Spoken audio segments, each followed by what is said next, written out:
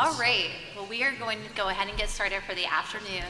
I was looking for Patrick, but I don't know if I see you anywhere. You can raise your hand. Pretty nearsighted, so I'll have to wave a lot. My name is Kristen Feeney, and I am really excited to welcome you to the panel session of the OHDSI Symposium. I work in the translational research and real-world evidence space for Deloitte, and today I have a great selection of different examples of how evidence is being generated within the community. So we're going to begin our panel by having each of our panelists present a little bit about their view of where they are in their OHDSI journey, as well as walk through some examples of how it's really impacting their day-to-day. And I have the esteemed pleasure to my left of being with Michael Matheny from Vanderbilt and the VA. So welcome, panelists. I'm really excited to hear your perspectives. And we will be having time towards the end of the panel for audience Q&A. So if you could hold tight until that point, we will definitely welcome questions then. But you're the first, Michael. Well, first, I'd like to thank everyone for giving me an opportunity to talk a little bit about our Department of Veteran Affairs experience with OMOP. It's been a multi-year journey, and we're very excited about the progress. So just with only 5 minutes, everything must necessarily be brief, but the VA is a healthcare system integrated in the United States, generally covering between 0.2 and 10% of the population by state. It's a unified electronic health record, but there's a lot of variability in how the individual instances of the electronic health record are implemented, and so that can create some data transformation challenges. And so really it's come about that there's been a very good collaboration between multiple stakeholders in the VA to try to help move this forward. As I'm sure many of you are aware, you know, that you get into this habit of everybody's research grants and all of the different research efforts ended up spending a lot of effort in data cleaning, data transformation, data representation, and then that gets maybe shared just within a local group, but certainly not within a national community. And so one of the things that the VA Office of Research and Development really wanted to move forward was trying to centralize some of those efforts so we didn't have to keep paying for them over and over again, which I'm sure a common theme among many of you.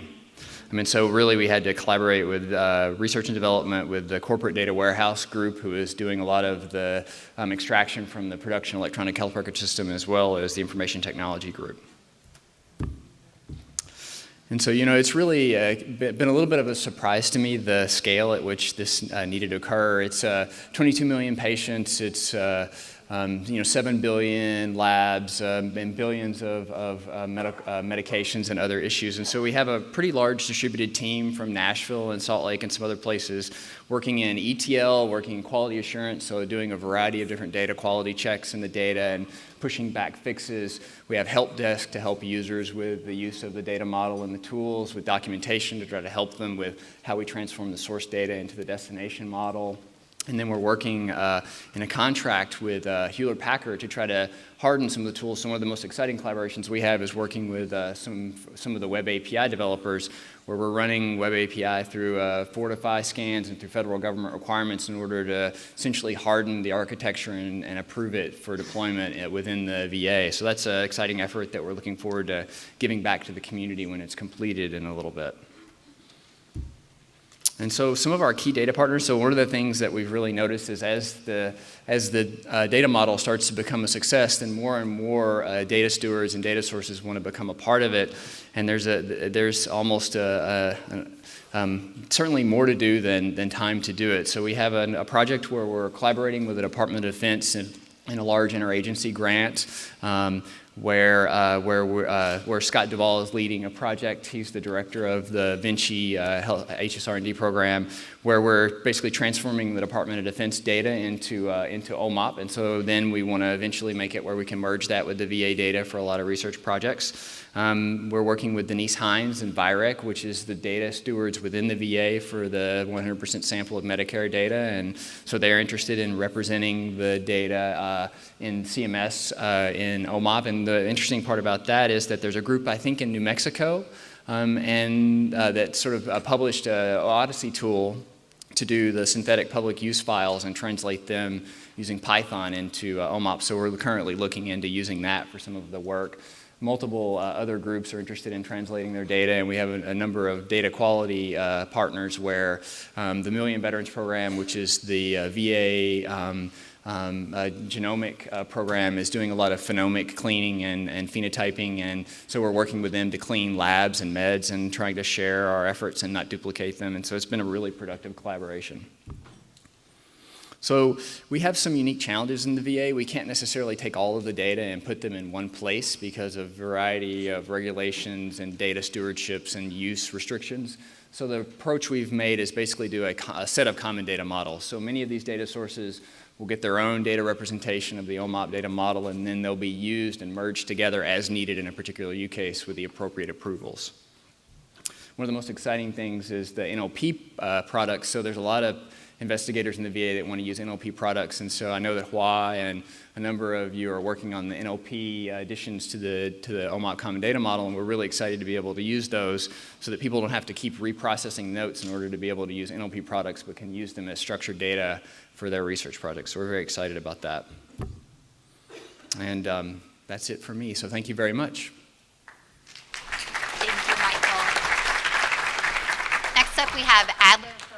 He is from Columbia University. He's assistant professor in the Department of Biomedical Informatics. Welcome, Adler. Thank you.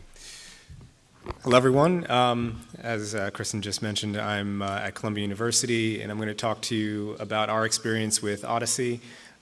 We have sort of somewhat of a unique, at least we think, task at Columbia in that we're, as the title says, integrating a multi-generational, multi-system clinical data warehouse with OHDSI. And what I mean by multi-system is that we have many systems within our organization. Our partner hospital, New York Presbyterian, has both an East Campus and a West Campus, and our faculty practice at Columbia University has its own separate system as well. And so that's represented here at the top by the outpatient system for New York Presbyterian West, inpatient system on the bottom left, bottom right, sorry, that's also for New York Presbyterian West. And on the bottom left, bottom right, sorry, we have the inpatient system associated with NYP East. And these systems are all now Allscripts based, but as many of you know, those products were brought onto their systems at different times, and therefore have very different data models and require very different processes for integrating them in the common data model. What I mean by multi-generational is that we at Columbia have had electronic health record systems for a very long time. In particular, we've had a system known as SIS since the 1980s. That was sort of in the mainframe world. We had a system known as WebSys from the 90s to the early 2000s. And recently, we've adopted in the Allscripts SCM system for our inpatient care, and also we have a system called INYP for data review. Now, all of these systems come with them quite a bit of history. There are artifacts in the data that are representative of that history, and those are the things that we had to take into consideration when integrating this data across time and across different hospital systems. One of the things that greatly facilitated this is that we have something at Columbia known as the Medical Entities Dictionary. This is essentially to OHDSI's common data model and standard vocabulary, where the common data model and the standard vocabulary are standardizing data elements for research purposes. The Medical Entities Dictionary at Columbia standardizes data elements for operational and treatment purposes. Our ETL, our journey towards OHDSI, was greatly facilitated by the existence of the Medical Entities Dictionary, and that's thanks to my colleagues at Columbia who have been at the institution much longer than I have, and my predecessors. They had the forethought to create this thing called the Medical Entities Dictionary, and that facilitated this process along with many other things that we want to do at Columbia. So in summary, the lessons that we learned in this process were that data with history requires people with historical knowledge. The ETL process was a history lesson for those of us who are newer to the institution. Our research will benefit from a greater understanding of the data, and we develop that greater understanding through this process. And a data model and vocabulary are great. At our institution, we already have a data model and a vocabulary, the medical entities dictionary for representing our data, but the tools really do truly open up the data. They allow you to peer into your data and its history in a way that, that wasn't possible before. And so, thank you.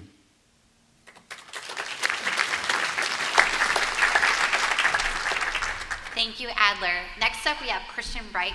He is a Vice President of Real-World Evidence Systems at IMS Health, but you might know him from the Odyssey forums as being the person to answer all of those questions you just don't know who else to ask. He's pretty good at helping decipher the really tough questions with the CDM.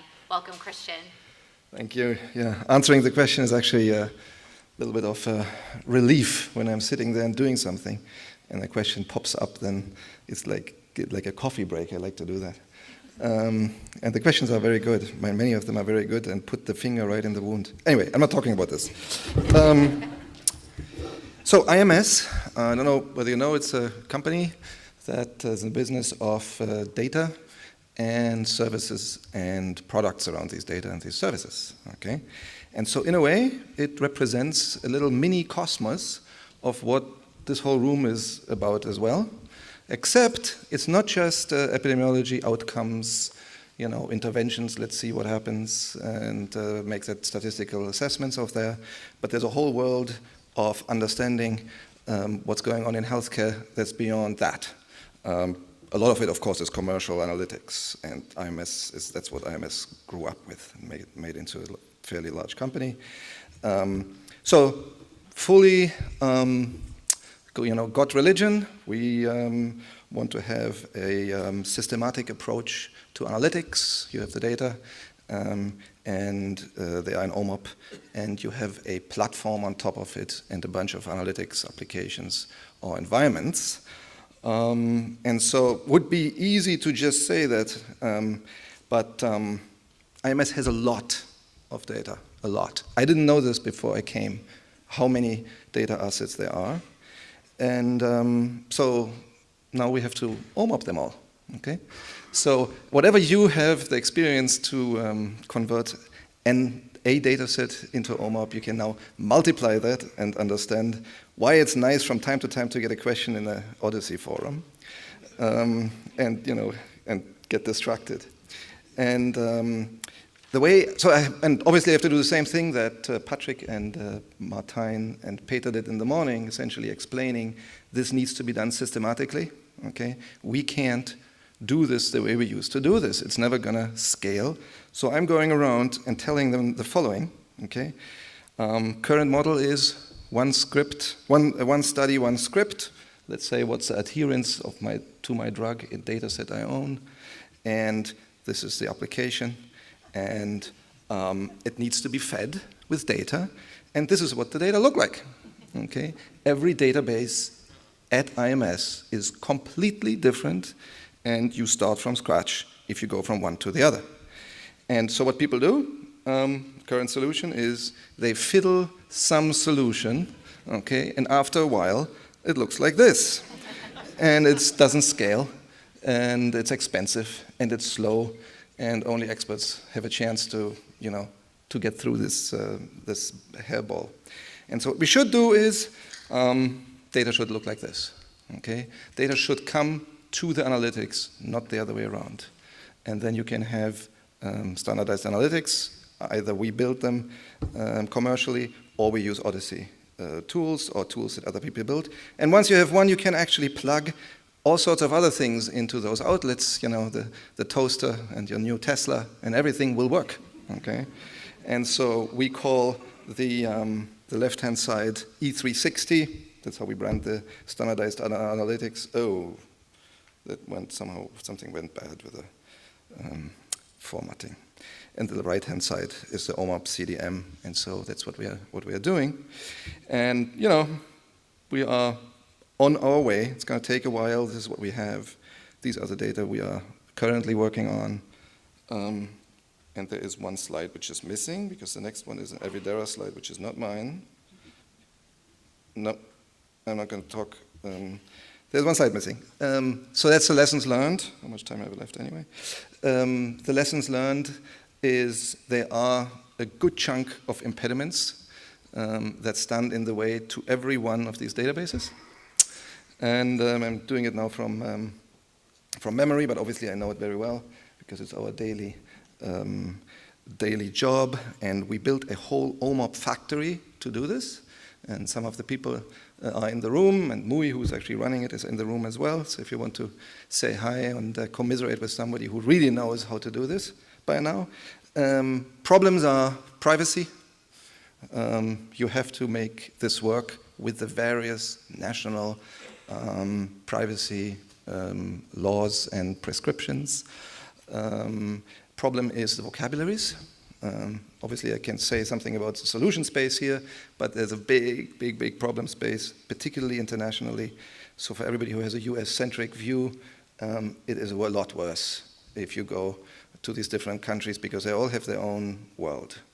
And we have to spend the effort to make that work. What else was on that slide? The maintenance of, so once you have created CDM, everybody does that, right? Converts the data to CDM, jumps up and down of happiness. Actually, that's when the really bad work starts, to keeping it fresh and alive.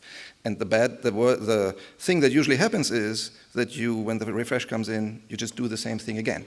And so you ETL yourself to death, because the more data you have, the more you're going to do ETL. So actually, you have to build a maintenance machine rather than an ETL machine.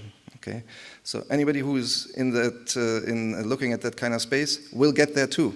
Okay, so reach out for experience and help, and we are very glad to share. It's pretty much what I had. I think that was what it was. So thank you very much.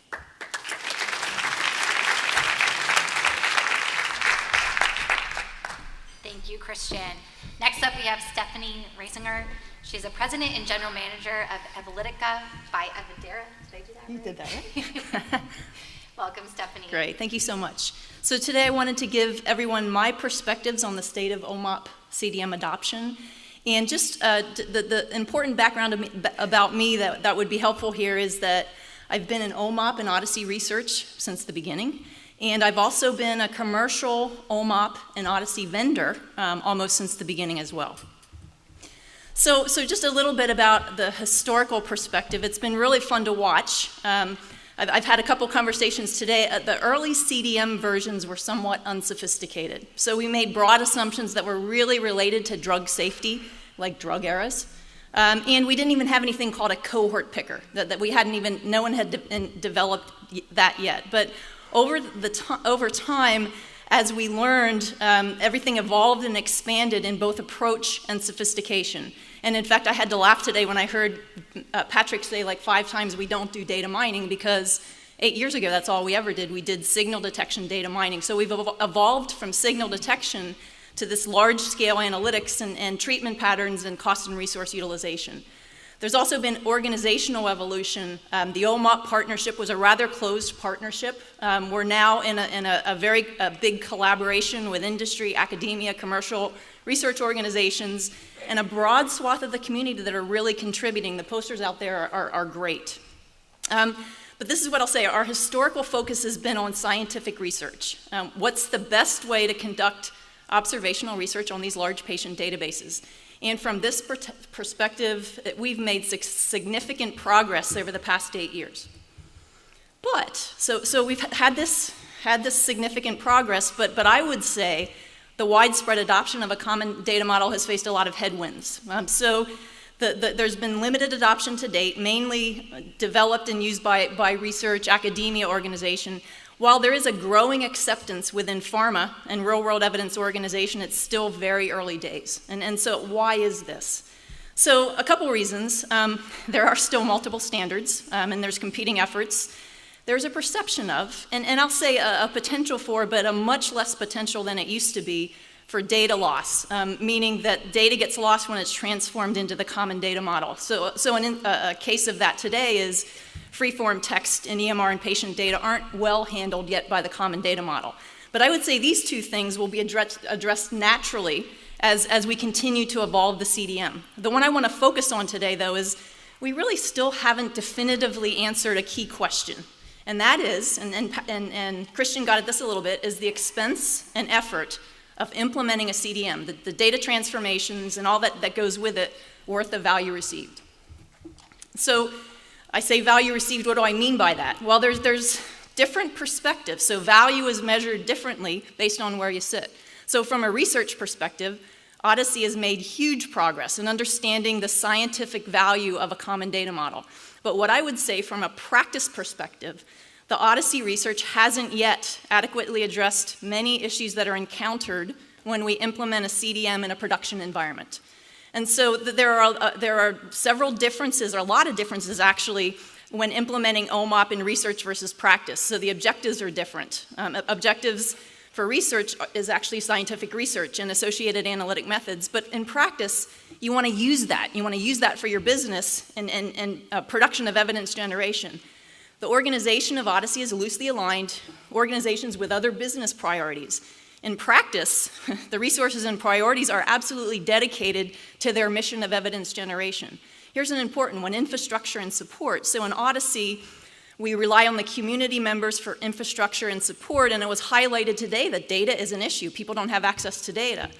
When you're in a production environment in practice, you have to have dedicated infrastructure, reliable support. When an issue comes up, it has to be solved.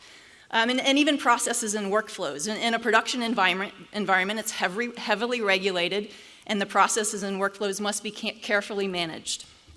So here are a couple of examples that I've seen out in my vendor, with my vendor hat on.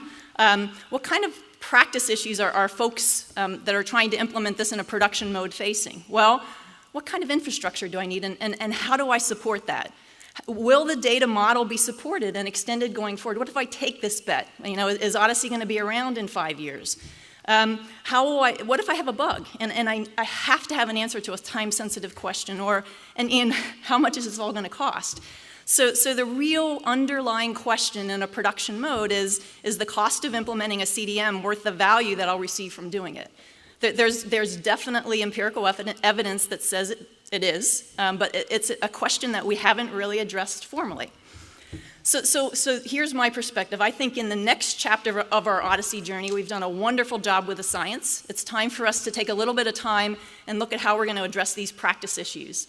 And we can all participate. So from the OHDSI itself, we can do more activities that address practice questions. One of the big things we could do is publish and maintain a development roadmap so everyone knows where we're going. And we can actually have research work streams focused on some of these practice issues. For industry, there are things that the critical practice components, they could provide support for some of those. So for instance, it's important to have regular vocabulary updates. That's important when you're in production. Maybe that's where some explicit industry funding could go to support those updates that everyone counts on. From an academic perspective, having OHDSI co-ops and fellowships and getting folks some real practical experience in doing this OHDSI practice issues. And for vendors like Christian and I, embracing the standard into our products, working together with other OMOP vendors to make sure things are interoperable, but we, the vendors, are the ones that can actually provide that type of production support that you need in a production environment. So what I would say, just to wrap up, I think more widespread adoption is important to all of this. This is great work. We can better support this adoption by focusing some of our collective efforts on solving some of the critical practice issues. Thank you.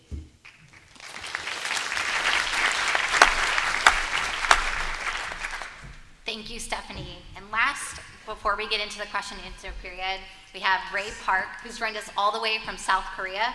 Ray is the president-elect of the board of the Korean Society of Medical... Sorry, I can't read it from far away.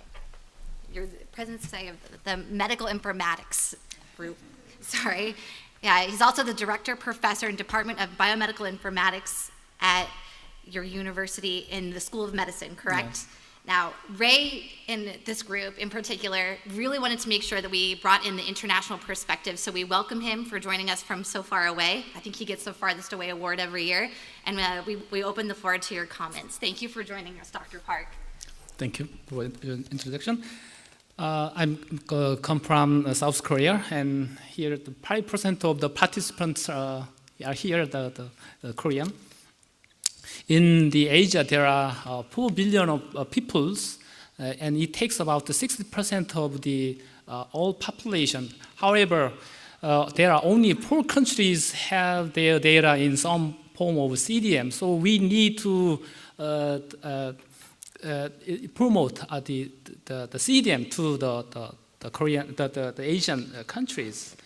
2.5 years ago, I tried to convert our hospital's EMR data into the CDM. However, we found that there was no mapping table between the Korean terminology to that of the OHDSI. So, but it's a very big job. There are more than hundreds of thousand terms, so mapping all of them is really impossible. So we made some tricky and smart way. We calculated the frequency table of all the terms and found that some kind of the Pareto rules that only 20% of terms can take the 95% of all data transactions. So we only mapped the 20% of table, and later than the more to take the 99% of data. So after mapping them, we converted our data into the CDM quickly. And several months ago, I saw a documentary from the History Channel. There, the inventor of the expandable garden hose mentioned the 4 key features that makes the product can be sold out in the TV shopping channel. The first one is the solution must be visually demonstrable. The second, many people have the same problem. Third, the product that can solve the problem. Finally, the product have a very reasonable price. In that point, the OHDSI has very wonderful tools that can visualize the usefulness of the product. Second, many of the problems have the same problem. The clinicians, epidemiologists, and the pharmaceuticals and officers in government have the same problem. They need to make evidence for the decision from many clinical data with the protecting the privacy. So that's a wonderful point. And the PNAS paper, treatment pathway published in PNAS by the George Lipsek and collaborator demonstrated the usefulness of our platform. And the price is very, and the solution, the OHDSI solution can solve the problems. And the price is very reasonable. It's free, so anyone can use the OHDSI protocol. With this basis, I made the lectures demonstrating the usefulness of the OHDSI tools in live. So it was very popular in Korea, so I invited more than 70 lectures in Korea, and it had impact, deep impact to Korea. And most of my lectures was given to the clinicians rather than the people related to the informaticians. And I found that the clinicians have the power to move the decision maker of the hospital to adopt the CDM and share data to the community. So if I want to promote something to the hospital, then I will focus on the clinicians rather than the IT department or other clinicians. Now I am converting the 6 hospitals' EMR data into the CDM, and also in Korea we have only one insurer. It is the National Health Insurance Service, and we are also converting the 1 million of their data, claim data, into the CDM, and next year or after that next year, maybe the whole Korean data can be maybe or possibly converted into the CDM data. And now I'm doing converting our data, EHR data into the CDM in live. That means every day the EMR data happen in a hospital will be automatically changed into the CDM. So we do not need to maintain anything for that, but we can use it data. My hope is converting every hospitals in converting every data in the hospital into the CDM and make available to all the community of the OHDSI. Finally, I have three key points to share for the people who come from the country where there is no CDM yet. The first one is the construct first and improve later. And second was try to work together the clinician, so because they have the power to move the decision maker of the hospital. And the vocabulary mapping is the alpha to zero. Alpha to omega in the whole process. It take most of take part most of the data quality. And for a country, there must be one organization who map the whole control all the mapping processes. So for that, also they need governmental fund to maintain all of them. Thank you.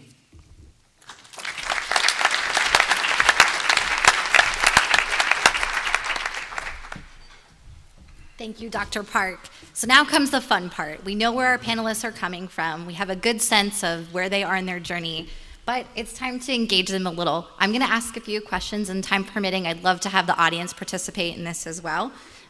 Our first question for the panel is, given your experiences, and they are very diverse as we've seen, what makes you continue to want to be part of the OHDSI journey? What is it about the OMOP CDM that makes it worth navigating the ETL process?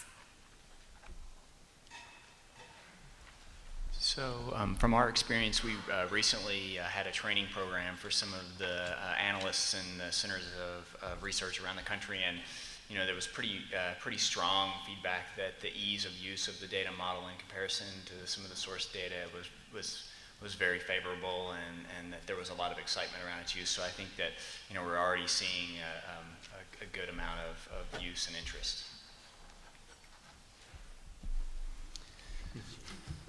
Well, the combination of the common data model and the standard vocabulary are very powerful, but I think that the community and the tools that are coming from the community really make it special.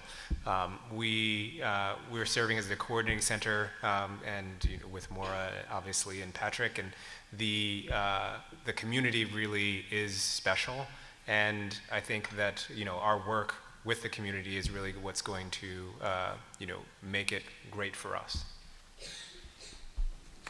You all have to say something? I mean, if you feel so compelled. This were the forum, you'd be answering real time. Yeah, actually, there isn't a glib statement. The community actually is really nice, and not all similar communities are that way. It somehow attracts people who are driven, who are intense, who like this. I think part of the reason for that is there's not a lot of money, okay? So you come here either because you really like it, or you get value out, and that is a nice filter for the type of phenotype of people that we're seeing here. But other than that, why do we continue? If you invest, you can't just jump. There isn't a lot alternative. We are making it better and better. We're trying to keep bureaucracy out, to be really problem-oriented, so that whatever good use cases there are, we can address them as a community. Great, thanks. So for me, can you guys hear me? Yeah. So I don't know about you, but sitting and listening to the presentations this morning, every year I just get so excited because we've, from year to year to year, there's so much progress, even with the limited funding. For me, I love working in this space. For me, it's because I think it has a potential, and it clearly has a potential to change the entire way evidence is generated. So going from that one-off custom approach that was just spoken about up here, but to a democratized environment where we're all working together, we're all learning from each other, and we're all moving forward together. And I think it's that sense of community. So. Okay, for me, because all the tools are free, so it's very useful. Second one is we do not need to reinvent the wheel again. Based on the product where the other researchers made, we can improve it on the top of that. So it reduces the effort and make the products better and better. And we can generalize our thesis by using other database together. So it's a big benefits of the Odyssey. Great. Well, now comes the uncomfortable question. From your perspectives, how do we address the real challenge of CDM user adoption and retention? Because we've been in this journey for a while. We know what's working. There are some very obvious pain points. I think the community would love to know your perspectives on that particular issue. Yeah, so I agree that there are some challenges, but I feel like the community has been really open about identifying where the key pain points are and trying to build tools and methods to help sort of the ETL process, to help the quality process, to help make the cost of entry worth the gain that you get at the other end from all the data visualization and tools. And I feel like that sort of gain on the other side is only growing as the community continues to contribute more and more tools to it. Say it. So I mean, that's really kind of what my comments were about. I think we're at an inflection point.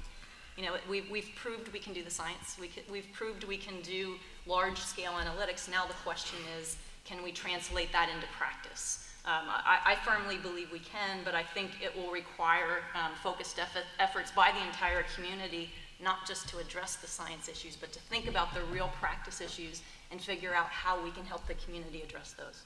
So. And for the CDM user adoption and retention, we need, for the user side, we need a big paper that proves the usefulness of the data to the clinicians. And the second one is the transparent process, how to use the data, and the method to know the availability of the data, where the data is, and can I use the data. And for the provider side, we have no reward mechanism yet, but in future we may need a reward mechanism. Awesome. So I have one more question for the panelists before I open it up to the audience, which is, last week on the community call, for those that dialed in, Patrick planted a seed to try to get us all to show up and fill our seats. He showed us the evolving evidence framework and how Odyssey tools are really, when paired with the OMOP CDM, are really bringing to life new and innovative ways of generating evidence. And we saw that this morning as well. I'd be really curious to hear from the panelists what tools you are using in practice, what you're most excited about that you saw, and it really relates to bringing you to that next level of evidence generation. So I just wanted to comment briefly on the previous question as well. Sorry, Adler. No, it's all right. It's all right. It's all right. From the academic perspective, you know, as was mentioned before, replication is becoming an increasingly important aspect of funding and research, and what Odyssey provides is a means for demonstrating that you have external validity for all of the work that we're doing. And I think that once we begin to demonstrate the utility of the community as a means for establishing external validity, it will be increasingly important for other institutions and other academics to adopt and maintain their standing as part of the Odyssey community. In terms of the tools that we're using, we're making active use of Atlas, obviously, but we've used the entire suite. We've used White Rabbit and Rabbit in a Hat for facilitating the ETL, and as well as Usagi for mapping items from their state in our source systems to the OMOP CDM. But mainly now we're leveraging Atlas and all of the new features in Atlas for doing research studies. There you go. I probably should do the same thing and go back to the previous question. Actually, they're related to each other. I believe what this OHDSI community is going to maintain it and let it thrive is a network effect. As I think Patrick said it, Patrick or Martijn, it's very rare that you have everything in one place that you need in order to answer one of these very complicated questions. The data and the infrastructure and the people who know what the questions are and the people who can, put something together to answer the question, and then all that without mistakes, which is where you went, and at perfection. Not going to happen. The reason it happens here is because we can actually distribute this. And once you hook into a network effect, kind of like Facebook, right? Because everybody's on it, then you have to be on there too. If you can hook into it, then you can distribute those tasks. And so I don't have to be one who can code the complex statistics of an outcomes method. I just download it, okay? And it look very good if I use it. So that's what's going to happen. And the more people see that and participate, the faster it's going to grow, and then you get the quadratic or the exponential effect there. With respect to the tools, the two of us are on the other end of the spectrum, so we actually don't use the tool, we make tools, and some of them for free, and some of them for, in exchange of some money,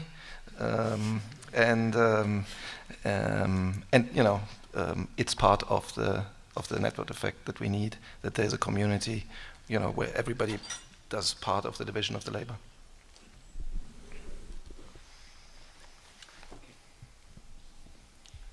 Because every tools are very useful, but if I can't select some of them, I think the Achilles is one of the best tools. With that tools, we can know the whole picture of the data. If you use multiple data from other partners, you may you have your own data. Basically, you may think that my data is very nice, but I can't believe the quality of the other data. But if we use this Achilles tool, we can compare the data. Well, what's the issues and what's the difference? So in the case, the Achilles is a very nice tool for as well as the perspective of the point of view of the data and the DQM process. The second one, I prefer this one word, the thirdly. When you use the one curtain in your home, you may use use electricity, but you may not know how that electricity comes from in the power plant, how to manage it. But although I do not know, but I can make a copy. That's the source is like that. The tools with the source, the researchers who do not know the database or R or SAS. But he can collect make the code that is affecting the patient. So this kind of approach that the domain specialist use all the data without knowing the basic the knowledge is a very nice thing, and that's the tools we have to make in future.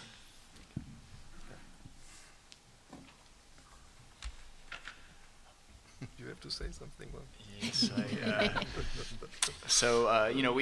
We've used Achilles a lot for the data quality assessment, and we've used the vocabulary reviewer a little bit, but I confess that in the VA there's somewhat of a restriction on deployment of software, and so we've been having to work through hardening some of the security requirements for the VA to be able to deploy them, so we haven't gotten as far along as we want, but we've seen enough gains in some of the data modeling that we're still quite happy with our progress and with the results.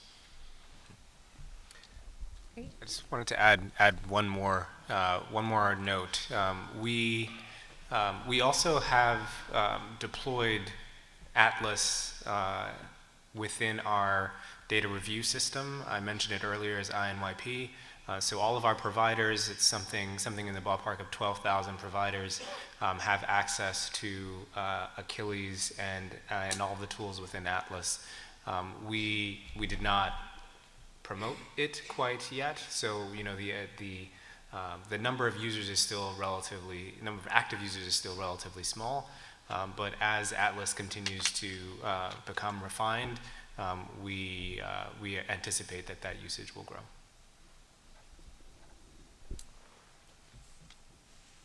Looking at you guys for body language of lingering thoughts. But at this point, I would love to engage the audience. I sat in your seat last year. I got really excited, and now I'm up here, so it can go full circle. I'd love to have folks line up at the mics if you have questions around where these individuals have been in their journey, how they've gotten there, and anything that is really burning. I will say the next panel is gauged at reactions from the day, so if you can hold tight and save those questions for John, I promised him I wouldn't steal his thunder, so the floor is yours. All right.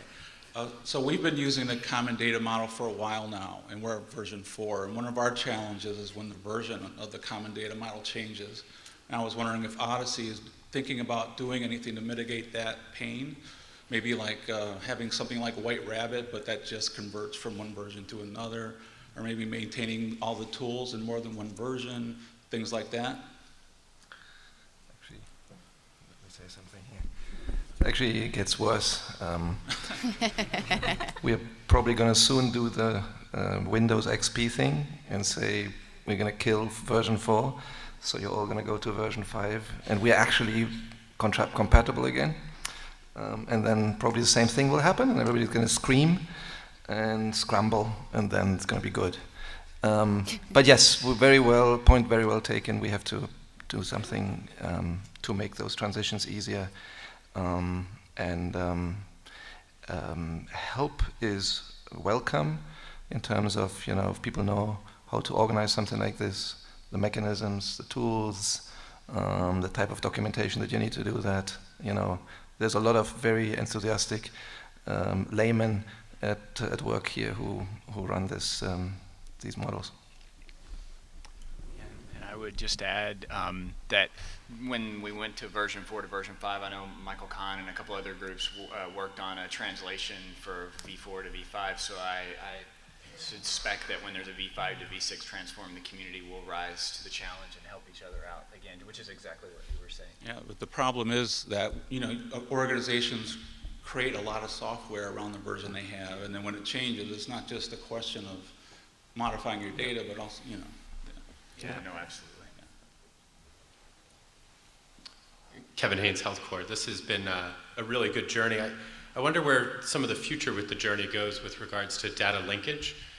So I think one of the major challenges is if I get an antidepressant at NYU, but I have my heart attack on the slope of Vail, it's going to be missing, or even across the river in Hackensack. And it works great in an administrative claims, but then you lose the depth of the knowledge. And we probably have some people who might be in Premier, and the Premier might also be a site within PCORNet, and so there's some overlap there. And then we all hit in the health system when we hit 65 and we throw away all of our commercial claims, we jump over the chasm into Medicare. So the greatest study that I've wanted to do, because somebody approached me when I was working at Penn and somebody said, I want to study pediatric antibiotic exposure and the effects on the microbiome and prostate cancer. You can't do that anywhere. So where are we on the journey? And I don't think there's any boats in OHDSI that are named, so I don't know that we'll have a tool, but where are we on the journey of data linkage? So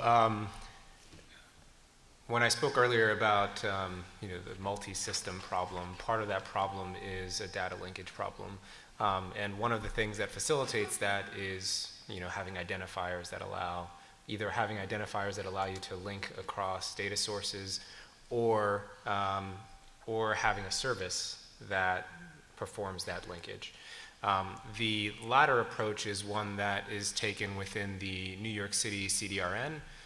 Columbia is a node within that network, and the OHDSI Common Data Model is used within that network. And there is a service that in a relatively straightforward way, identifies patients that are common across the different centers.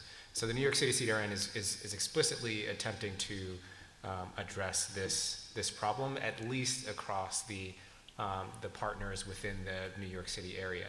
Of course, nationally and across all ages, there's still problems to be addressed, but we're moving in that direction.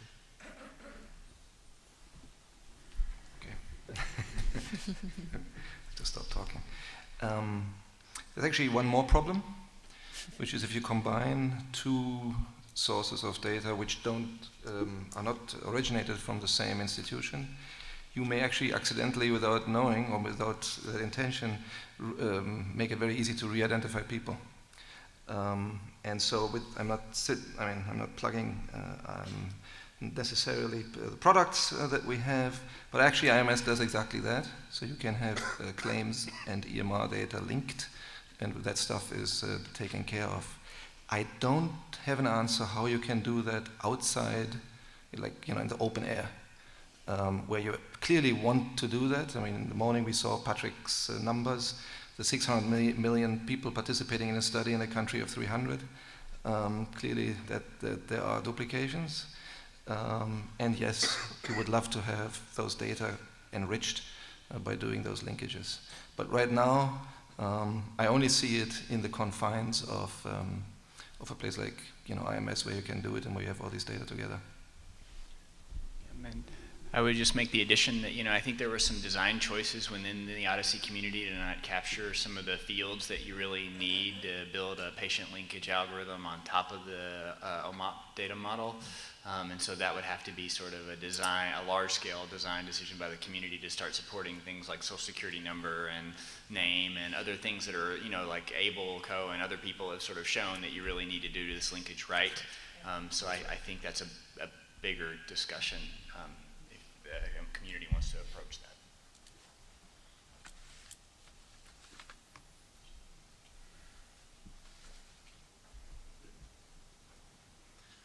Hi, I'm Kees Bokhoven from the Hive.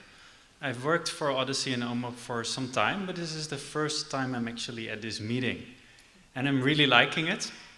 I'm involved in a lot of different open source communities, but this, I can tell you, this is a very powerful one if I look at the energy in the room and all the people involved. So my question is, going forward on your journey, what is the group of people, if you could choose, that you would like to market OHDSI the most to? I mean, if you could choose to engage more globally with either more national disease registries, or more with pharma companies, or more with IT companies, or more with universities, or with medical centers, or with patient organizations, where would you focus that energy? What can I do to, grow OHDSI bigger in its journey?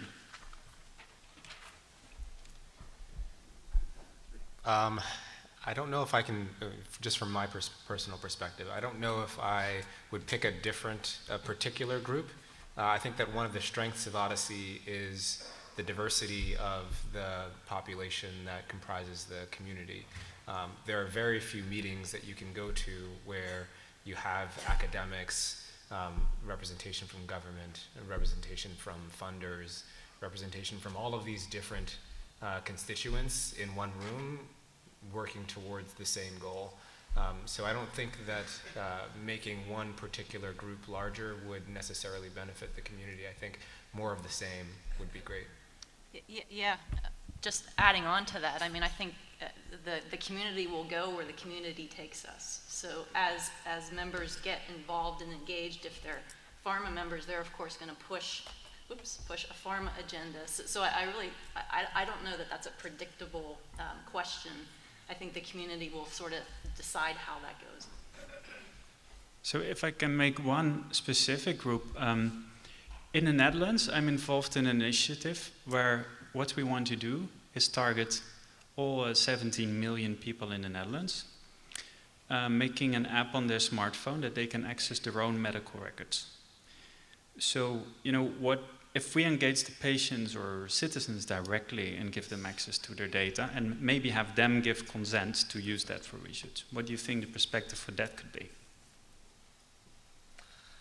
Yeah, if I had spoken up again, then that's exactly what I would have said. That's my dream. Don't go to universities or some organizations or insurance companies. Put the stuff online into the iPhones and Androids. Okay, give them the evidence. It belongs to the people. It doesn't belong to some organizations who pretend that if it goes out, that bad decisions are going to be made. And because people actually live in a life that's quite risky. You can crash your car, and you can do all sorts of other stupid things, and they don't. They're actually pretty good at avoiding those risks in general. So I think that's what should happen. In the long run, that's where we should go, into the public. And I was going to make one additional comment that I sort of agree with some of what Stephanie said in her talk, and that I feel like an opportunity area is the operations, the quality improvement, the business intelligence community. I feel like some of these tools really are quite useful, or getting to be quite useful for that sort of activity, and would provide standardization and almost statistical decision support to that community.